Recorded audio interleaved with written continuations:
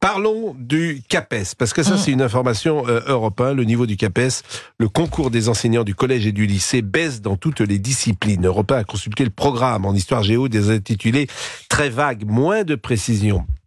Alors, face au manque de professeurs, le gouvernement a lancé une réforme. L'examen qui évalue actuellement les candidats à Bac+5 sera décalé à Bac+3. Comme avant. À partir de juin 2025. Mais on a de quoi être inquiet pour nos enfants. Je voudrais qu'on écoute Pierre Priouret. Il est professeur de mathématiques dans un lycée toulousain. Il est au micro européen de Louise Salé. On a des candidats chez qui on va plutôt détecter leur capacité à faire des exercices d'un niveau au lycée, à les faire bien évidemment, mais sans avoir la distance nécessaire par exemple pour répondre à l'interrogation d'un élève qui demanderait mais à quoi ça sert. C'est quand même un peu inquiétant. Oui, ça effectivement, si les élèves ne peuvent plus poser de questions. Monsieur, j'ai pas compris. Je suis à Bac+3. T'es gentil, donc j'en sais pas plus que toi. Joël Alazard, présidente de l'association des professeurs d'histoire-géographie au micro d'Europe 1, toujours de Louise Salé. C'est un programme qui manque de précision. Ce qu'on redoute, en fait, c'est qu'on forme des enseignants qui ne soient plus en mesure de répondre aux questions des élèves, confrontés à des manipulations historiques. On a eu un exemple avec un collègue qui avait affirmé que New York était la capitale des États-Unis. Donc oui, ça, c'est gravissime. Il nous faut des professeurs suffisamment préparés. Ah oui, effectivement, si y a un prof de géo ou d'histoire qui pense que New York est la capitale des États-Unis, c'est je peux être prof moi à ce moment-là. Alors qu'évidemment, vous allez donner la réponse. Washington, bien sûr. Bravo. Merci. Yanis Roder, professeur d'histoire-géographie dans un collège de Saint-Denis. Il était invité de Dimitri Pavlenko ce matin sur Europe 1. Avant, on recrutait à Bac+5, et puis avant, pour l'agrégation, par exemple, à Bac+4, on demandait d'avoir fait un master, donc d'avoir réfléchi justement sur la recherche, ce que c'est que la recherche en histoire, comment on écrit l'histoire, etc. Là, on ne le fera plus. Je pense que c'est un problème, et en même temps, je comprends les enjeux. Les enjeux, c'est de trouver des profs. Aujourd'hui, c'est la question. En les recrutant à Bac+3, il est évident qu'on va recruter des gens qui sont au départ moins bien formés. Jean-Rémy Girard, il intervient régulièrement sur notre antenne. Il est président du syndicat national d'enseignants collège et lycée, le SNALC, et il était interrogé par Laurent Tessier pour Europe 1. On manque de professeurs dans beaucoup de disciplines. Dans certaines, c'est absolument structurel. Cette année, on sait déjà qu'on ne remplira pas en allemand, en lettres classiques, en mathématiques, probablement pas en lettres modernes. D'autres disciplines sans aucun doute aussi. Et ça fait plusieurs années. On n'a jamais eu autant de mal à recruter des professeurs. Donc ça, c'est quand même dommage parce que c'est sans doute la chose la plus importante, l'école. Ce sur quoi on peut tous se mettre d'accord, c'est qu'il faut des profs formés, des profs compétents bien sûr, et des profs qu'on paye. Parce que si vous ne payez pas les profs, et si vous ne leur permettez pas d'avoir une vie sur le plan économique, qui est une vie de qualité, forcément, vous mettez ces gens-là en difficulté, ils sont moins heureux dans leur vie, ils ont moins envie de faire ce métier, bien évidemment. Alors, je ne sais pas ce que touche un prof au commencement de sa carrière, un prof qui a 25 ans, prof de français, il touche c'est combien ? même pas 2 000 € net. Enfin, pour un titulaire, après, les contractuels, c'est encore moins. Si je vous dis combien j'étais payée moi l'année dernière en étant contractuelle. L'année dernière, vous étiez professeur encore ? Oui, l'année dernière encore. J'étais contractuelle à 15 heures, donc pas un temps plein. Oui. J'étais à 1 300 net. Et à 18 heures, j'étais à 1 600 net. Alors qu'à Europe 1, vous êtes mieux payé. Un peu mieux, oui. Non, mais c'est important. Mais j'adorais ce métier, vraiment, j'ai adoré ce métier. C'est-à-dire que si, par exemple, c'était pas si mal payé, vous auriez pu imaginer continuer ? Alors, la radio, c'est toujours ma passion, mais si ça peut revenir, on sait jamais, la vie, j'y reviendrai avec plaisir. Bon, on écoute une dernière fois Jean-Rémy Girard, toujours au micro de Laurent Tessier. La solution du ministère et des rectorats, c'est d'embaucher des contractuels, c'est-à-dire des gens qui n'ont pas le concours et qui ont un niveau de diplôme dont on estime qu'il est suffisant, c'est-à-dire des gens qui vont pas avoir de formation, ou quasiment pas, qu'on va mettre devant les élèves parfois du jour au lendemain. Donc c'est pour ça aussi que c'est compliqué d'être jury de CAPES aujourd'hui, puisqu'on se dit si cette personne on la prend pas parce qu'on pense qu'elle a pas le niveau, ça ne veut pas dire qu'elle sera pas devant les élèves à la rentrée prochaine, puisque si ça se trouve elle sera recrutée comme contractuelle. On risque effectivement d'avoir des enseignants qui n'ont pas les capacités à enseigner et le niveau de connaissance requis. On va prendre le pouls du terrain. Vous vouliez réagir, je vous entends. Oui, non, parce que il parle du CAPES. Enfin, je l'ai passé le CAPES il y a une vingtaine d'années. J'avais ma licence. C'était très très difficile. Enfin, et vous l'avez eu ? Non, je ne l'ai pas eu parce que j'ai pas assez travaillé, parce que pour passer un concours, faut faire que ça. Je travaillais à côté, et le CAPES, en tout cas en anglais, c'est extrêmement dur, et ça veut pas dire que si on s'est disserté sur Shakespeare ou sur un fait historique, c'est très important, de la littérature américaine et anglaise, ça veut pas dire qu'on sera capable d'être devant aussi des élèves. Il y a tout ça, il y a ça à revoir aussi, la formation des professeurs, et la connaissance est très important, mais aussi la formation. Nicolas, on va prendre le pouls du terrain avec Nicolas qui est en lycée à Valenciennes. Bonjour Nicolas. Bonjour Pascal. Vous êtes professeur de quelle discipline ? En économie. Économie, donc c'est en quelle classe qu'on apprend l'économie ? En lycée finalement, puisque c'est en seconde, première et terminale. Et voilà, donc en effet, on n'est pas en collège ou autre, on est vraiment en école. Bon, ça fait combien de temps que vous êtes prof ? 12 ans. Et quelle est votre formation ? Alors moi, j'ai un master 2 marketing issu d'une école de commerce. Après, j'ai travaillé quelques années en banque, et il y a maintenant 12 ans, j'ai fait le choix de passer le concours pour devenir enseignant. Je l'ai obtenu. Et donc voilà, j'ai donc été la première année stagiaire dans l'académie d'Amiens, puisque j'en parlerai aussi tout à l'heure. La mobilité est aussi finalement, je pense, un frein au recrutement. Et donc maintenant, j'ai rejoint l'académie de Lille il y a 10 ans. J'habite à Valenciennes et je suis enseignant à Valenciennes. Et vous avez quel âge, Nicolas ? 40 ans. Donc, est-ce qu'il est indiscret de vous demander votre salaire annuel net ? Net, on va dire 2600 €. 2600 € avant impôt ou après impôt sur... Après impôt, net. Donc voilà. Alors quand on dit net... réellement sur mon compte... Oui, non, je sais. Ouais, quand on dit net, a priori, c'est... Bon, donc, mais c'est impôt sur le revenu retenu à la source. Tout à fait, voilà. C'est vraiment la rémunération qui tombe sur mon compte bancaire. Mais alors là, moi j'aime bien le net avec avant impôt, si j'ose dire, mais bon, peu importe. Alors, 2600 €, est-ce que vous êtes content de votre salaire ? Alors, j'ai envie de dire, je suis content de mon salaire, sinon je ferais autre chose. D'accord ? Mais c'est sûr que quand je vois d'autres, d'ailleurs j'allais vous en parler, même si vous ne m'aviez pas posé cette question-là en premier. Quand je vois des copains issus de la même année de formation que moi à l'école de commerce, quand je vois leur rémunération aujourd'hui dans le secteur privé, j'ai 1500 € de moins qu'eux. D'accord, ça faut le savoir. On ne fait pas. Enfin, moi en tout cas, l'enseignement c'est une passion.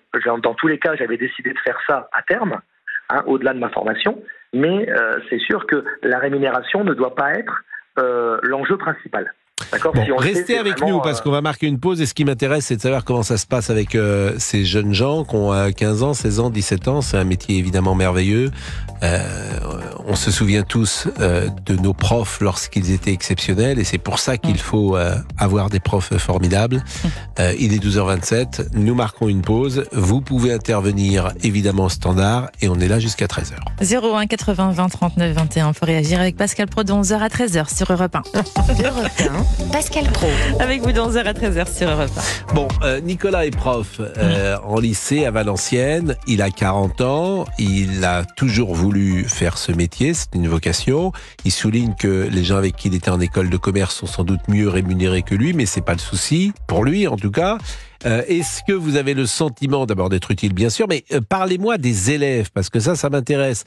Moi, je suis pas au contact des jeunes gens de 15 ans, 16 ans, 17 ans. On entend tout et son contraire. Est-ce qu'ils maîtrisent l'orthographe ? Est-ce qu'ils maîtrisent un peu l'histoire et la géographie ? Est-ce qu'ils lisent des romans de littérature? Est-ce qu'en clair, ils ont une culture générale qui vous paraît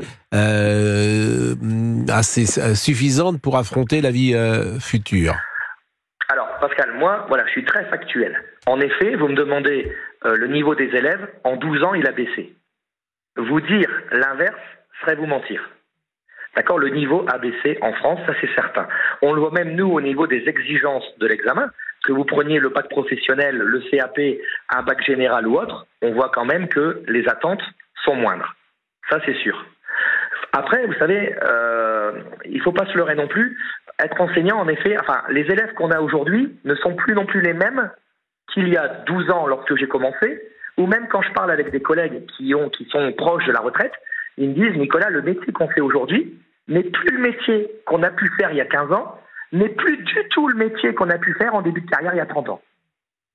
Pourquoi ? Parce qu'aujourd'hui, honnêtement, pour être enseignant, il faut vraiment la passion, mais il faut surtout aussi la patience. D'accord ? Et c'est pas éventuellement, c'est aussi ce qui est primordial, c'est la capacité à communiquer avec ses élèves. Parce que au-delà de l'enseignement, il y a aussi, vous savez, toute la partie savoir-être qui est primordiale aussi aujourd'hui dans les classes. Et tout à l'heure, vous parliez un peu de la lecture ou autre. Pour moi, au niveau de l'enfant aussi, ce qui a pu éventuellement tuer son manque de culture en 2024, c'est le portable. Ça aussi, c'est un réel fléau. Le portable à l'école, c'est un réel fléau. Et j'espère que Madame Belloubet, qui a proposé finalement au collège, à la rentrée prochaine, éventuellement d'interdire ou au moins de mettre le téléphone dans un casier à l'entrée, ce serait bien qu'elle le fasse. Non, mais c'est pour ça que je vous interromps pas. Moi, j'adore écouter évidemment le témoignage du terrain. Mais vous m'avez pas dit l'orthographe. L'orthographe, pareil. Je veux dire, moi, dans les copies, en effet, l'orthographe, c'est de pire en pire aussi. Mais c'est-à-dire qu'est-ce qu'il y a quand même des bons élèves Est-ce qu'il y a quand même, parmi les 30, vous en avez combien dans la classe ?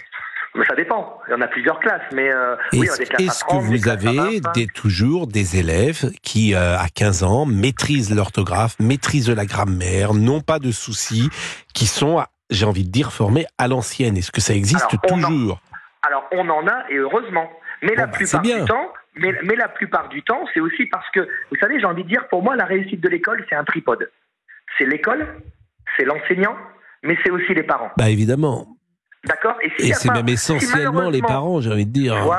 C'est essentiellement les parents. Voilà. Et je vous assure que moi, en tout cas, je le ressens dans mes classes. Les élèves qui sont suivis à la maison, croyez-moi, ça se ressent et je le ressens. Évidemment que les enfants, faut les coacher, bien sûr, et il faut être dessus, si j'ose dire, matin, midi et soir. Et que ceux qui n'ont pas la chance d'avoir ces parents-là, ils sont parfois plus démunis. Bon, écoutez, c'est bien, Nicolas. Vous avez 40 ans, vous allez bosser jusqu'à quel âge ?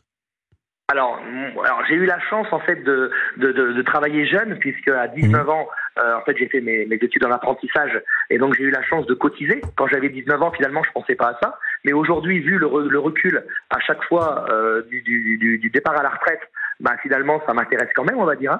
À 40 ans, j'y pense pas. Mais je sais que quand je vois mes collègues de 60, 61, 62, c'est dur. Ils disent, Nicolas, si tu peux gagner un an ou deux, si tu peux c'est dur, une ne classe. pas faire 1 ou 2 ans de plus, c'est bien. Et c'est vrai qu'être devant des élèves à 65 ans, une classe de 31, 32, 33 élèves... C'est dur. Franchement, chapeau. Et 5 heures par jour. Vous savez, moi, je suis intervenu dans des classes, parfois dans des écoles de journalisme, il y a quelques années. Ce que j'ai trouvé le plus épuisant, c'était prof. Parce que tu parles sans discontinuer.